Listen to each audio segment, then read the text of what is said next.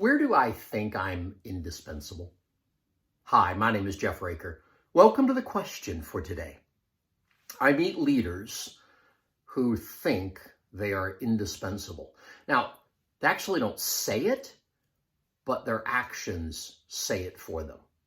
I can't be gone. What will happen if I don't pay attention to this? If I take my vacation, what will happen? It's always being concerned about things falling apart. And I love to look at them and say, oh, so it all depends on you.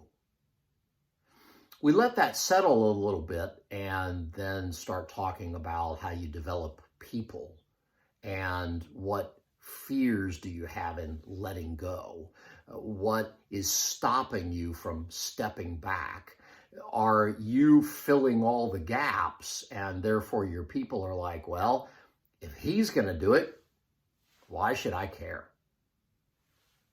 People who think they are indispensable feel like they have to be around and available all the time. This is not leadership. It stops you from stepping back. What's the fear about? Level up your leadership with this question for today.